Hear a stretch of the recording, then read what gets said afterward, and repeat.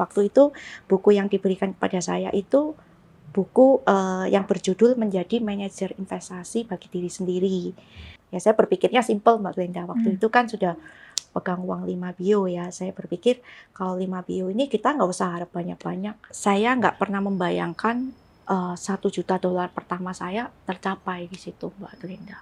Guru saya ini ya investor legendaris yang semua orang kepingin ketemu.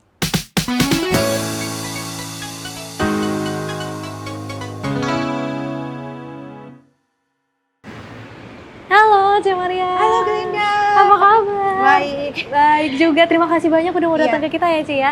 Cek Maria, rumahnya di Surabaya ya? Surabaya. Oke, ini lagi ada acara main ke Jakarta?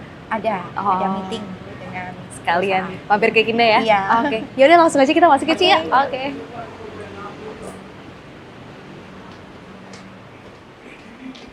Cici duluan. Oke, standby semuanya. Dulu ya. Sini. Ya, silakan.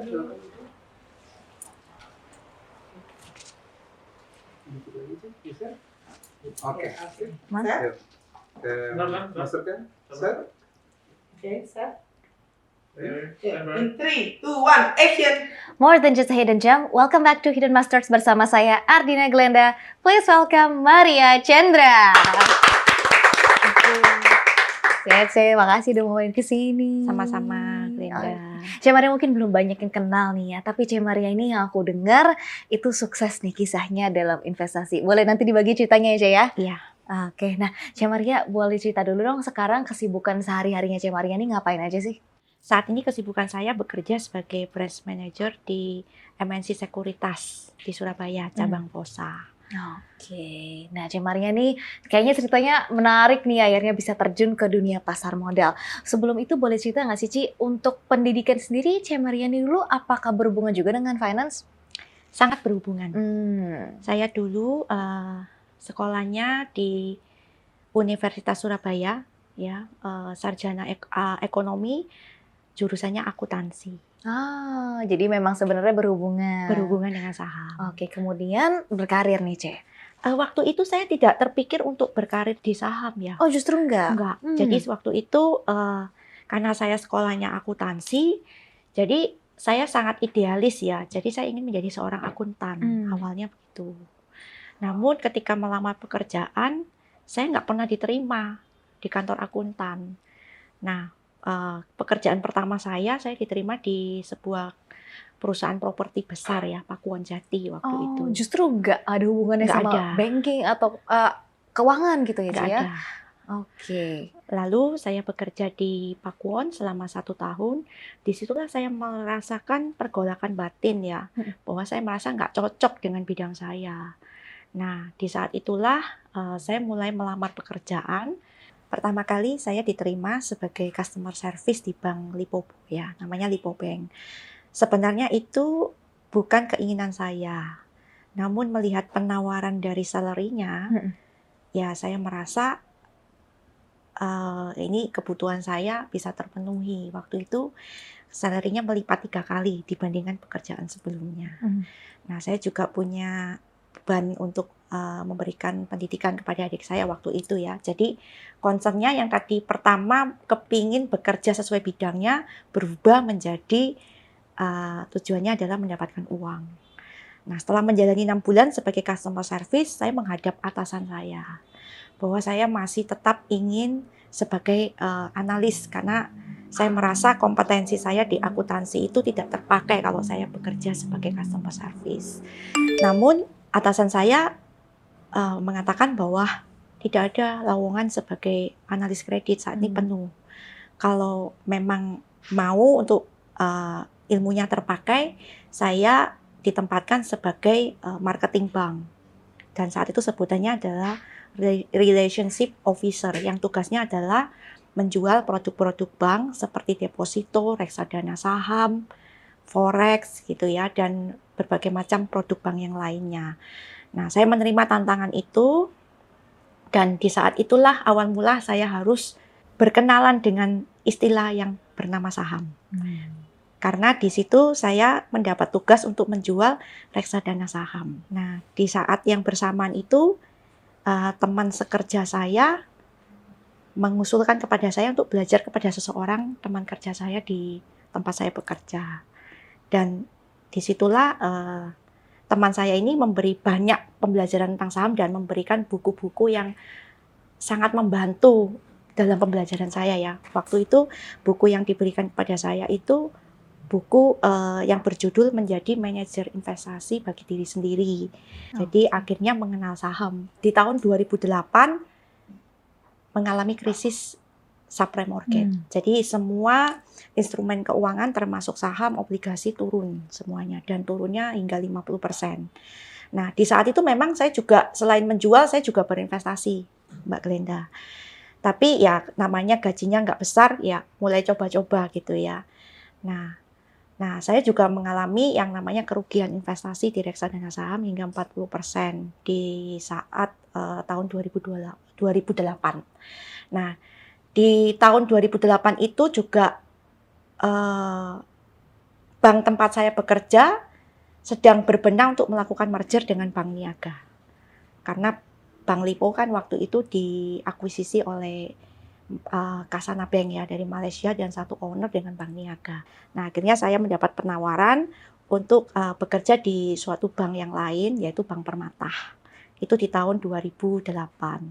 Dan di saat itu posisinya investasinya belum pulih ya, masih turun gitu. Nah, perjalanan dimulai setelah saya menikah. Pada saat itu kerinduan saya adalah minimal memiliki rumah. Saya mengkomunikasikan dengan suami. Suami bilang saya belum ada kemampuan untuk membeli rumah gitu. Nah, tapi waktu itu kan ada keterbukaan ya, aset dia berapa gitu, tabungan dia berapa. Nah, dia membuka cerita kepada saya bahwa semua asetnya ada di saham. Ya, dan hanya satu saham. Dan ketika dilihatkan saya kaget. Wah, ini bisa membeli rumah. Kita tidak perlu berhutang gitu ya. Tapi suami saya mengatakan dia tidak akan pernah mau menjual saham ini sampai naik 10 kali lipat gitu. Dan dia meyakini akan terjadi pelipatan itu. Nah, itulah yang membuat titik balik saya penasaran ya. Tetapi suami waktu itu bilang kalau saya sudah membayar KPR, saya tidak akan ada uang bulanan untuk kamu gitu. Nah, itulah yang membuat motivasi saya untuk bekerja lebih giat. Nah, mulailah di tahun 2011 saya memulai investasi saham saya pertama kali, Mbak Glenda. Ya, secara langsung. Jadi sudah tidak membeli reksadana saham lagi.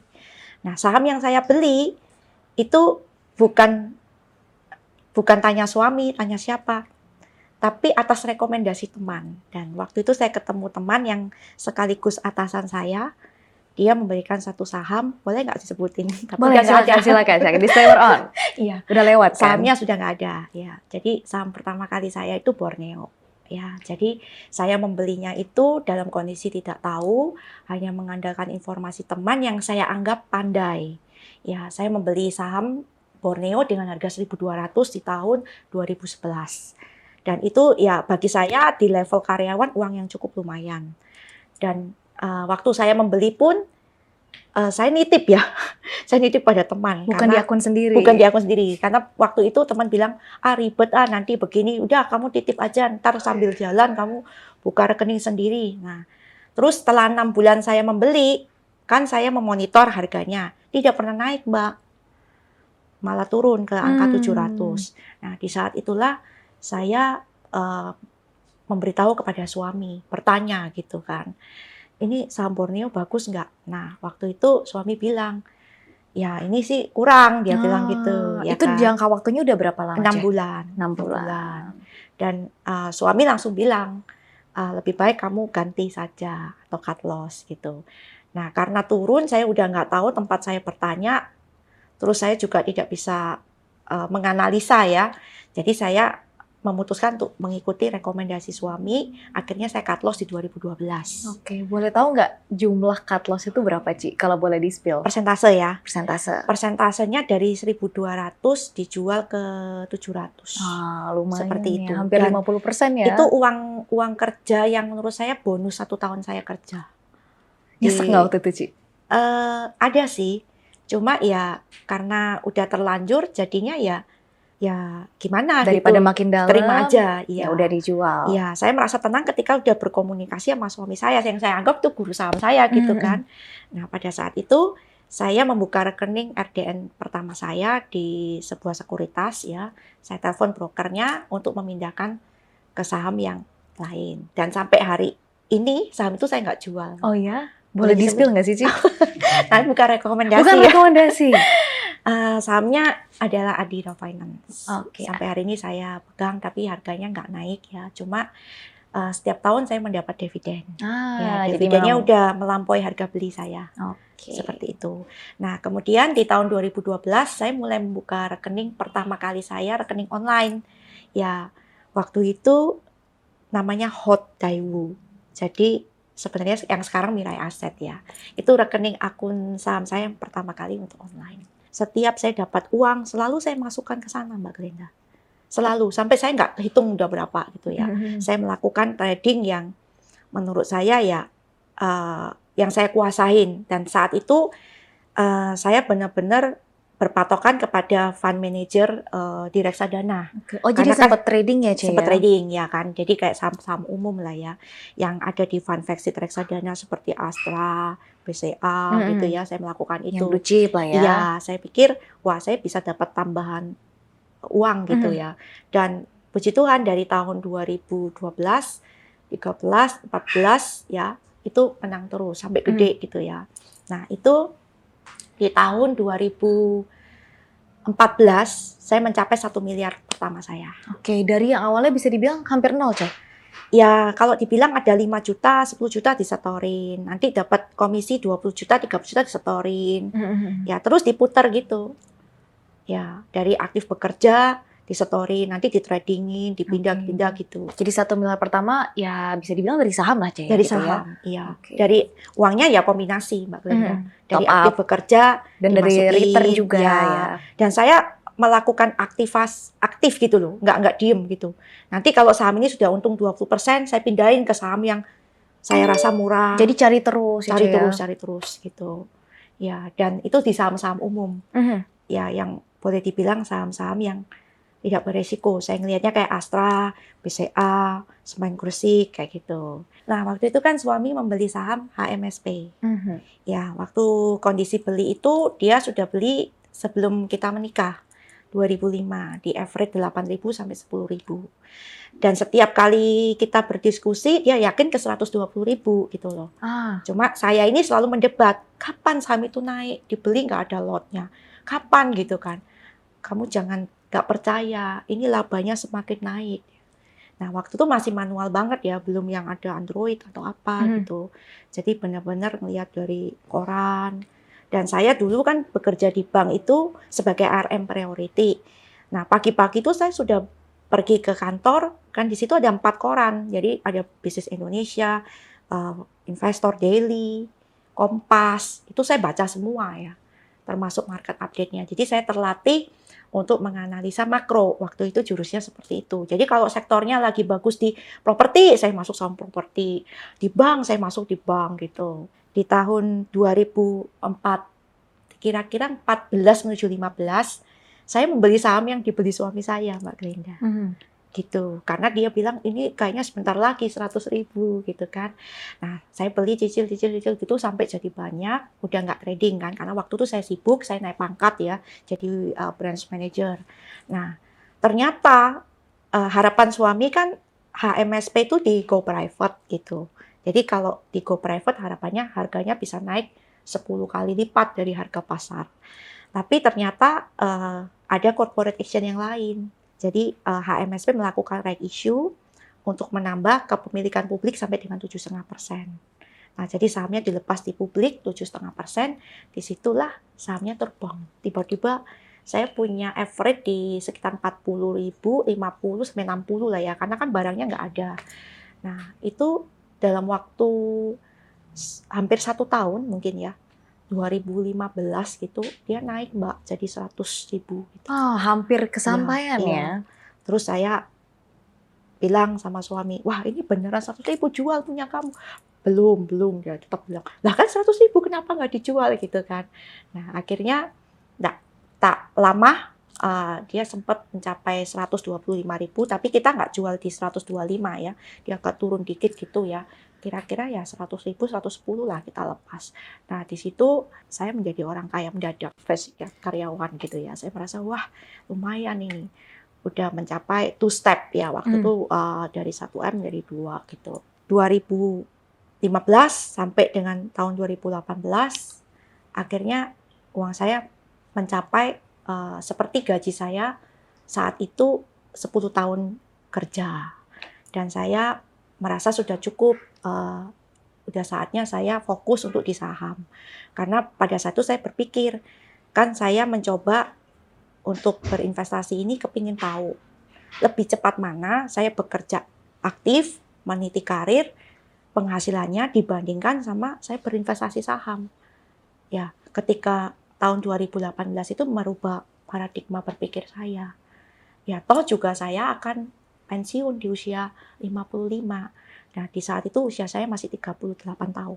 Saya memutuskan untuk berhenti dan fokus di saham. Ya, saya berpikirnya simple Mbak Glenda. Waktu itu kan sudah pegang uang 5 bio ya. Saya berpikir kalau 5 bio ini kita nggak usah harap banyak-banyak. Satu bulan bisa dapat return 1% sampai 2% itu sudah cukup. Akhirnya saya memutuskan pensiun dini di 2018. Nah, di saat itulah saya berganti gaya lagi, bukan trading lagi. Nah, uang yang saya dapat itu saya masukkan lagi ke satu saham. Sahamnya ITMG. Ya, saya membeli ITMG di tahun 2018 itu di harga 25.000. Nah, setelah membeli sahamnya naik sebentar. Dia turun. Nah, inilah menjadi titik balik saya. Di saat turun itu, saya merasa agak mentalnya kacau gitu ya. Padahal udah capek-capek ngumpulin 5 bio gitu waduh, ya, sampai turun, udah selesai kerjanya berhenti. Iya, saya fokus lagi belajar saham.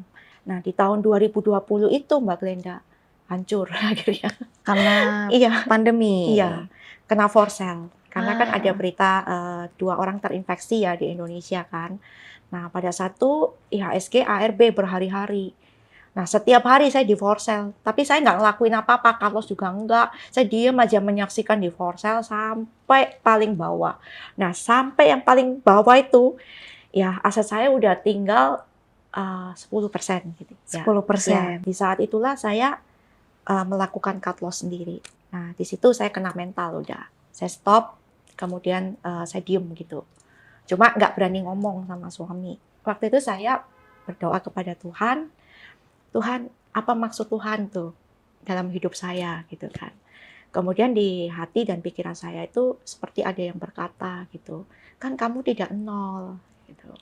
Kan dulu kamu nol, sampai hari ini kamu juga bisa menikmati segala sesuatunya. Artinya dulu kan kondisinya minus ya, rumah nggak punya gitu kan, masih ngekos sana, ngontrak sini, bahkan mobil nggak punya, naik motor, naik kendaraan umum. Kan sekarang enggak gitu, ada suara yang berbicara seperti itu di benak saya. Dan saya meyakini, wah ini kayaknya Tuhan lagi kasih semangat ke saya. Yang di bulan Juni 2020, itu kan mulai dibuka penerbangan pertama setelah lockdown 3 bulan. Saya memberanikan diri ke Jakarta lagi, Mbak Glenda. Dan kedatangan saya itu, saat itu saya menemui guru saya ini, yang bernama Pak Jodeni. Ya, dia, saya kenal beliau dari guru saya yang di CSA, Pak Hari Hajid. Nah, beliau inilah yang memberikan semangat waktu itu. Saya bercerita, Pak, setelah 3 bulan kita nggak berjumpa, saya mengalami kerugian banyak. Habis saya Pak gitu. Nah, di saat itulah guru saya ini juga bercerita bahwa beliau juga pernah mengalami hal yang sama, bukan hanya habis, tapi minus. Ya, nggak ada sisa, dia bilang.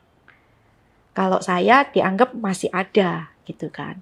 Nah, terus saya mengatakan kepada beliau bahwa saya juga nggak putus asa, Pak. Cuma saya sekarang ini kepingin belajar lagi menjadi gelas yang kosong. Nah, waktu itu kedatangan saya adalah meminta petunjuk, saya harus belajar kemana gitu. Nah, beliau mengatakan kepada saya, kalau kamu mau belajar saham yang benar, dia bilang, kamu harus belajar kepada orang yang benar-benar sudah terbukti kaya dari saham. Itu kata-kata beliau. Oh, saya ketemunya di mana ya Pak ya, gitu kan. Nah, dari pengalaman beliau bercerita tentang saham, dari kisah suksesnya, dan menurut saya beliau juga banyak memperoleh kemenangan di saham. Lalu saya balik bertanya, apa Bapak mau mengajarin saya? Saya merasa guru saya ini adalah yang paling tepat juga. Nah, kebetulan pada saat itu saya mendapat sambutan yang baik. Ya, nanti saya bisa ajarin gitu apa yang saya bisa. Beliau bilang gitu. Pada saat saya udah diajarin sama guru saya yang baru ini, tiba-tiba nggak terasa. Ternyata income aktif bekerja saya itu tanpa saya ngambil RDN aja, itu naik lagi gitu. Ya. Nah, di kira-kira tahun 2021 saya udah mendapatkan income. Nah, di tahun itu ITMG itu naik gitu menjadi 15.000. Yang tadi kan saya for sale. Nah, saya tadi belum cerita. Yang saya for sale ini saya beli kembali. Nggak kapok ya pokoknya? Enggak, saya beli kembali, cuma lot share-nya itu nggak seperti awal yang saya punya. Karena itu kan uang sisa. Terus saya ada tabungan, kemudian saya menjual emas ya. Terus kemudian tabungan pensiun saya yang dari bank dulu saya cairkan. Ya, lumayan lah nilainya. Saya masukkan kembali. Kemudian di sesi saya bekerja saya ketemu satu saham, Mbak. Dan ini yang menjadi titik balik, itu mengembalikan semua kerugian saya. Sahamnya saham backdoor ya. Kemudian saya beli di harga 70 sampai dengan 200. Kemudian dalam 6 bulan sahamnya saya berhasil jual di 800 sampai 1.200. Wah, luar biasa. Gitu. Ini Dan karena itu, hasil belajar iya, ya. Itu mulai kembali aset saya yang seperti tahun 2018 yang pertama Sempat kali saya hilang. keluar dari bank itu gitu. Waktu itu tahun 2021 bulan 9. Nah, saya diberi kesempatan sama guru saya ini untuk diperkenalkan dengan seorang guru lagi. Guru saya ini ya investor legendaris yang semua orang kepingin ketemu. Ya, waktu bertemu ini mengubah semuanya, mindset investasi saya. Di tahun ketika saya mengenal Pak Lo Keng Hong, di tahun itu adalah tahun 2021, beliau datang ke tempat saya bekerja karena beliau adalah teman guru saya. Nah, saya mendapat pembelajaran baru mengenai saham ya, berbicara tentang strategi. Nah, di Januari saya mengikuti seminar beliau, sampai pada akhirnya beliau ini meyakinkan saham yang saya beli. Ya, yang tadi ITMG itu, yang saham saya jatuh, kemudian balik lagi, cuan lagi gitu. Nah, beliau bilang bahwa ITMG perusahaan bagus dan wonderful company.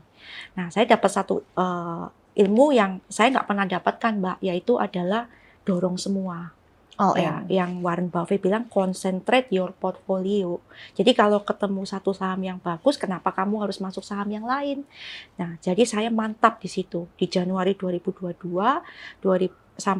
bulan Januari sampai Februari, saya melakukan penjualan saham yang lain-lain ini, saya jadikan satu ke sana. Nah, ternyata aksi saya ini ditambah keberuntungan dari ada efek perang, ITMG naik 1 kali lipat dari harga yang saya beli kan 22.000 sampai 25, dia naik sampai 40.000. Nah, di situ saya terus melakukan aktif ya. Jadi mungkin orang lain akan heran loh, kenapa nggak di hold aja gitu? Ya karena tadi Mbak Glenda, saya masih ada ketakutan kalau saham tuh nggak bisa ada satu titik, kalau udah naik nggak mungkin naik terus, bisa aja turun dulu gitu kan. Akhirnya saya melakukan penjualan, saya pindah lagi ke bumi. Saya ketemu lagi, setiap saya ketemu saham yang bagus, saya pindahin gitu kan. Nah kemudian ternyata 3 bulan dia naik lagi 1 kali lipat gitu. Dan seterusnya seperti itu hingga hari ini. Akhirnya saya jadi confident gitu loh. bahwa strategi saya ini benar gitu. Dari yang tadi nggak percaya diri, akhirnya saya bisa berkata, udah deh, saya nggak butuh kerjaan yang lain, cukup aja di saham, ya. Nah, kemudian di tahun 2022 itu saya nggak pernah membayangkan $1 juta pertama saya tercapai di situ, Mbak Glinda. Wah, luar biasa. Jadi semuanya itu karena belajar ya, Cik Maria ya. Sekarang ya saya merasakan ada perubahan dari kegagalan yang saya alami. Akhirnya saya menjadi banyak belajar. Terus terang ya, Pak Lokeng banyak memberi sumbangsi dalam pembelajaran saya ya. Sampai visit ke beberapa emiten, kemudian bertemu dengan teman-teman yang sama gitu ya, yang sama-sama full time investor, kemudian sampai dengan pergi ke tambang. Nah, dalam perjalanan investasi saham saya, sekarang saya berkesimpulan ini, bahwa saham ini benar-benar bisa membuat kita mencapai tujuan finansial kita. Bahkan bisa lebih cepat daripada orang yang berbisnis. Gitu. Oke, luar biasa nih ceritanya Cik Maria. Untuk Cik Maria sendiri, definisi mapan itu apa sih? Menurut saya definisi mapan itu adalah ketika kita nggak bekerja, tapi uang kita itu bekerja untuk kita. Jadi apapun kebutuhan kita sehari-hari itu nggak bisa terpenuhi gitu loh Mbak Glenda. Ya, artinya ya nggak ngapa-ngapain, tapi punya mesin uang yang bisa ngasih kita uang, itu mapan menurut saya. Terus bebas dari hutang. Ya, kalaupun ada utang nih, saya juga sekarang ada utang ya, tapi itu utang yang baik gitu, utang yang menghasilkan aset. Nah, utang ini pun tidak boleh lebih besar dari aset bersihnya kita. Itulah mapan menurut saya. Nah, satu pertanyaan terakhir sebelum kita ke segmen game, saya definisi sukses untuk Cik Maria. Definisi sukses saya adalah ketika kita ingin, kita punya cita-cita sesuatu, kita tuh bisa menggapainya, itu sukses menurut saya. Oke. Seperti luar itu. biasa, terima kasih untuk ceritanya, luar biasa inspiratif Cik Maria. Sekarang kita ke segmen games ya. Segmen gamesnya adalah sebutkan 3 hal. Jadi nanti aku tanya, Cece sebutin 3 jawaban ya. 3 hobi Cik Maria kalau lagi free time. Paling favorit itu sebenarnya saya suka nonton. Terus yang kedua saya suka menyanyi. Ya, yang ketiga suka shopping. Oke, biasa cewek ya Cece ya. Oke, nah nih 3 hal yang Cece lakukan kalau lagi stres. Berdoa ya. Iya. Kayaknya itu. Kalau lagi stres saya banyak berdoa, saya banyak mendalami, saya banyak baca Alkitab gitu. Oke. Itu yang saya lakukan. Oke. 3 perubahan hidup yang Cik Maria rasakan setelah menjadi investor. Pertama, saya udah nggak merasa terbeban dengan kesulitan keuangan. Terus yang kedua, perubahan energi ya. Tentunya lebih semangat ya. Lebih semangat. Yang ketiga, saya sekarang ini merasakan hidup saya bermakna ya. Yang terakhir nih Cik, 3 valuasi favorit ala Cik Maria. 1, memang kita harus tahu bisnisnya dulu.